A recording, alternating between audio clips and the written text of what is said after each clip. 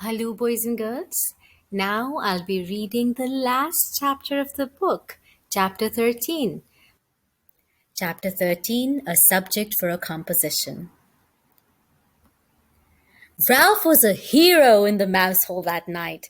His admiring relatives gathered around, begging to hear the story of his adventures. Ralph could not help bragging a little as he told the story of his travels, beginning with the search of the second floor rooms, skipping the part about the teacher trapping him under a drinking glass, and ending with Keats taking the aspirin and finally falling asleep.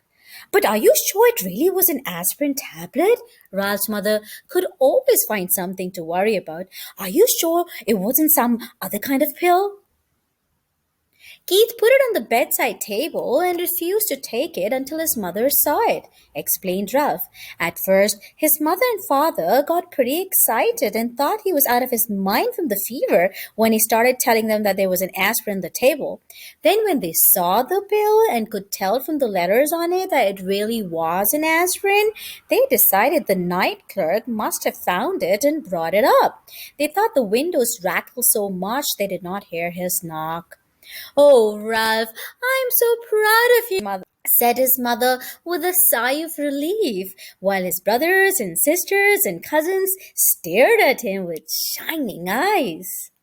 "Good work, Ralph. I didn't think you could do it," said Uncle Lester heartily. "I feel much better about room service now that we've left an aspirin for a tip," said Ralph's mother. "I feel that at last we have done the right thing." "Our Ralph is growing up," said Aunt Sissy.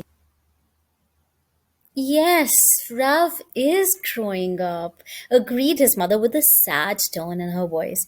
"It's hard to believe. It seems only yesterday that he was a tiny pink mouse without any hair." Naturally, this embarrassed Ralph, but now that his mother had finally admitted he was growing up, he decided to make the most of this moment. "Now, can I go down to the first floor by myself?" he asked eagerly. "We'll see," said his mother, looking worried once more. "Nonsense," said Uncle Lester. "Of course he may go. Ralph has shown that he can be a very responsible mouse." "I guess you're right," agreed Ralph's mother nervously. "Oh boy!" exclaimed Ralph. "Tell us again how you climbed down the vine and the owl nearly got you," begged a cousin. "No, tell us again how the ambulance got stuck in the crack," said another. "No, tell the part about how you got the dog to bark," pleaded a third. The only flaw in the evening for Ralph was the fact that he had not found the motorcycle on his travels to the hotel. Keith slept soundly, and the next morning, although he had a temperature, Ralph was pleased to see he was feeling much better. "Do you hurt any place?" Mrs. Gridley asked anxiously, after she had given her son an aspirin brought by the milkman. "Is your throat sore? Does your stomach ache?" Keith shook his head. "I just feel sort of tired." "He's going to be all right. He must have picked up a bug someplace," said Mrs. Gridley to her husband. "A day in bed with plenty of fluids and he'll be on his feet again." Mr. Gridley nodded. "Do you feel like eating any breakfast?" he asked Keith. "We can order something for you from room service." Keith brightened. "Can I really have something sent up from room service?" he asked. And when his father assured him he could, he slumped back into the pillow. "But I'm not hungry." "Some orange juice would be good for you," suggested his mother. "All right," agreed Keith, and then added, as if he suddenly had an inspiration, "and bacon, and toast, and jelly." "Your appetite seemed to have come back in a hurry," remarked Mr. Gridley, as he picked up the telephone and asked to be connected with room service to order, he thought, breakfast for his son. As soon as the adults had gone, Ralph popped out into the room. "Hi," said Keith. "Thanks a lot for the aspirin. It really helped." "That's all right," answered Ralph modestly. "Where did you find it?" Keith was curious to know. "Under a dresser down on the first floor." "The first floor?"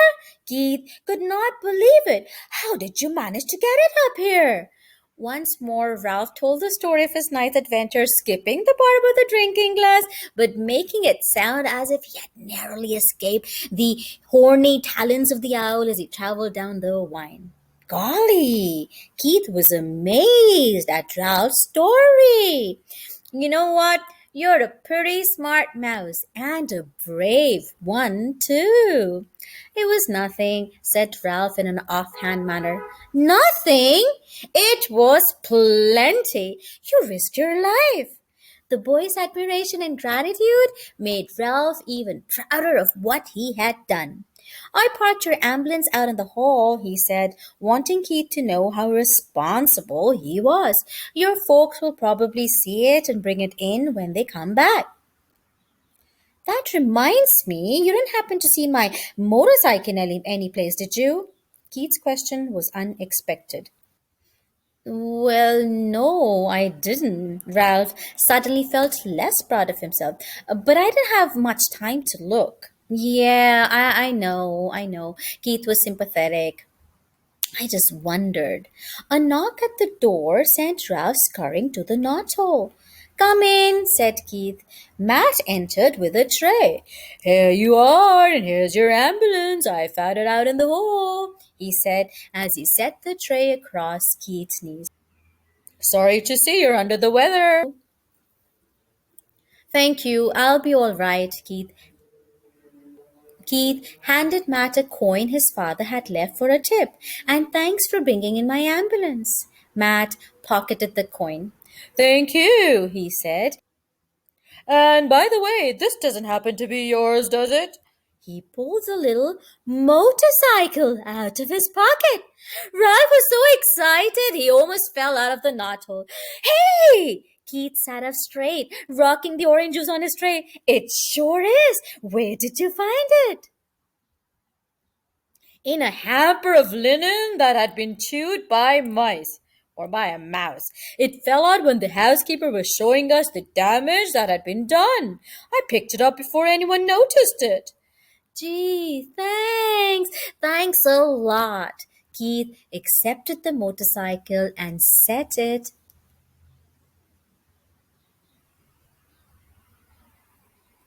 on his tray. It's my favorite. I didn't like losing it. I wonder how it got into that hamper of linen, mused Matt. Keith grinned, but said nothing. Old Matt rubbed his chin and stared at the ceiling.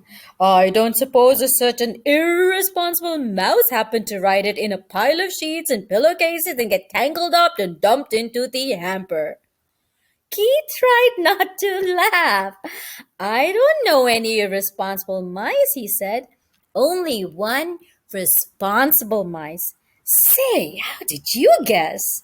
There isn't much around this hotel that escapes my attention, said Matt. I saw that mouse out in the hall with the little motorcycle. I imagine he's a regular speed demon. Ralph could no longer stay out of the conversation. I'm fast, but I'm careful. I haven't had an accident yet, he boasted, and added hastily, recalling his fall into the wastebasket. At least not since I learned to ride the motorcycle. If there's anything I can't stand, it's a cheeky mouse, remarked Matt good naturedly. What do you call getting tangled up in a lot of linen? What I mean is, I didn't crack up in the motorcycle, said Ralph with dignity. He's not cheeky, defended Keith. He's brave. You aren't going to tell the management about him, are you? What's the use, said Matt. If they get rid of these mice, more will come in.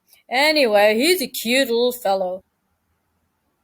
It cheers me up just to think of him tearing around on a little motorcycle. I could, thought Ralph. There followed an unusually pleasant day for the mice.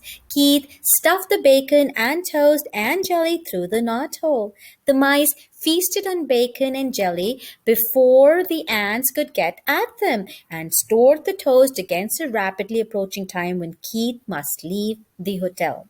They slept all morning while Keith alternately napped and played with his cars. For lunch, they enjoyed peanut butter sandwiches again. Ralph did not sleep well that afternoon. He found himself thinking of the tantalizing glimpse he had of the ground floor and of all the opportunities it offered mice. Crumbs in the dining room, leftovers in the kitchen, in the garbage. He lay daydreaming on a pile of shredded Kleenex. He could see himself on the first floor, pilfering crumbs in the dining room at night after the guests were in bed. And from the dining room, he would go to the kitchen, right past the night clerk who was sure to be asleep. If only he could make the trip on the motorcycle. The thought of the motorcycle put an end to Ralph's daydream and made sleep impossible. After tossing about on his bed of Kleenex, he got up and poked his head out the knothole. Keith was awake, lying back on the pillows with his scarf beside him. He smiled wanly at Ralph. "How are you feeling?" asked Ralph. "Sort of tired," answered Keith. Ralph climbed through the hole. "Where are your folks?" "They went out for a little while. They'll be back. I'm supposed to take a nap." "Are you going to?" asked Ralph. "I'd rather talk to you." Keith leaned over and set the motorcycle on the floor. "Want to ride it?" he asked. "Do I want to ride it?" Ralph could scarcely believe he had heard correctly. "You mean you'll let me? After the way I lost it for you?" "You proved you could be responsible when you brought me the aspirin," explained Keith. "You're more grown up." "Thanks," said Ralph modestly. "I guess mice grow up faster than boys." Keith sounded as though he longed to grow as rapidly as a mouse. "You grow a little bit every day," Ralph said as he removed his crash helmet from its hiding place behind the curtain. "I guess you're right," agreed Keith.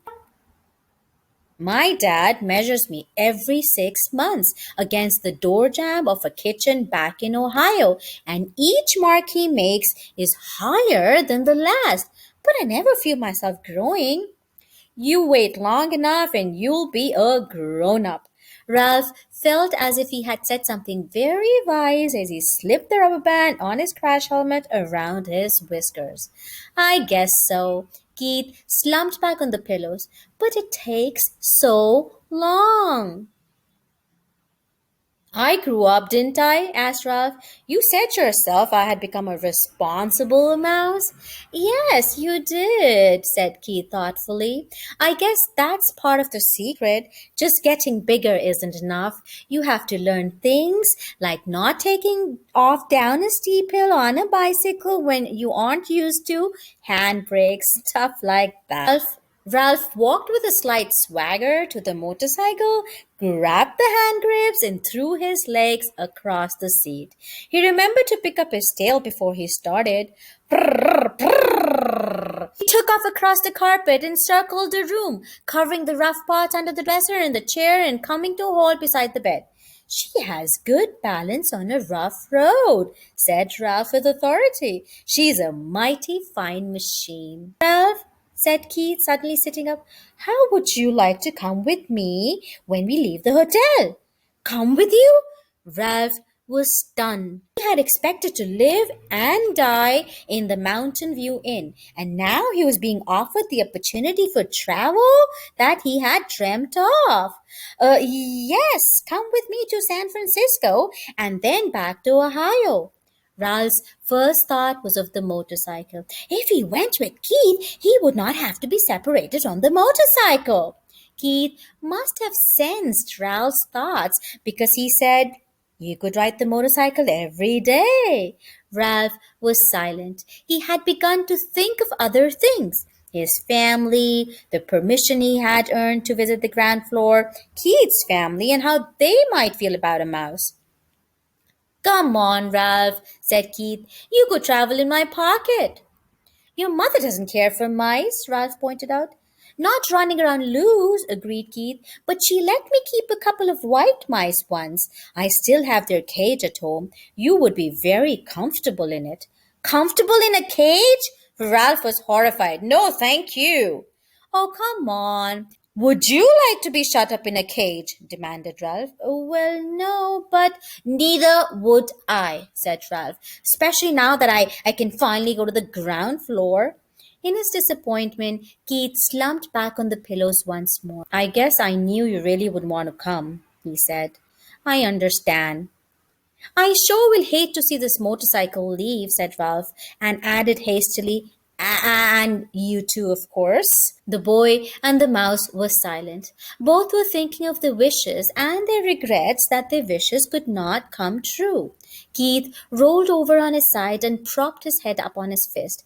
Would you like to keep the motorcycle? He asked.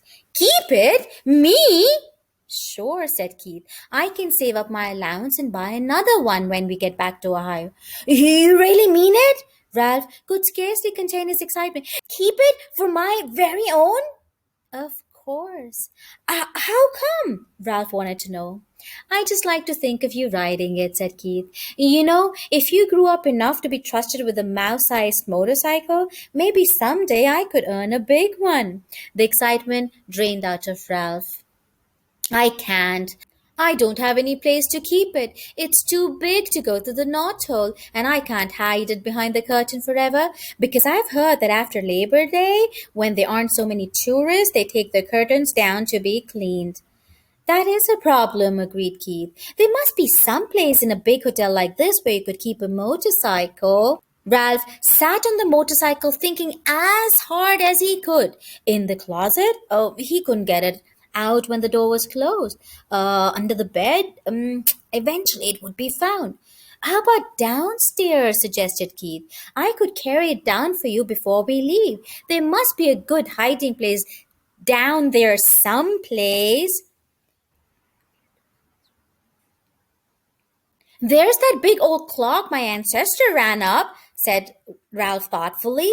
Nobody ever cleans under it, but frankly, I don't care to have it striking over my head. Keith thought for a while. How about that big television set in the lobby? He asked. The noise shouldn't bother you because you would only go under it at night when everyone was asleep. Yes! Ralph was excited. That's a perfect garage. I saw it when I got the aspirin. The legs are just high enough for the motorcycle, but not quite high enough for a vacuum cleaner attachment. Then it's settled, said Keith, and then added rather sternly, Ralph thought, but first you must ask your mother. Ralph dismounted and ran to the knothole. He was gone several minutes before he Ralph dismounted and ran to the knothole. He was gone several minutes before he returned to announce in triumph, She says I can keep the motorcycle if I promise to drive it carefully and wear my crash helmet every single time I ride it.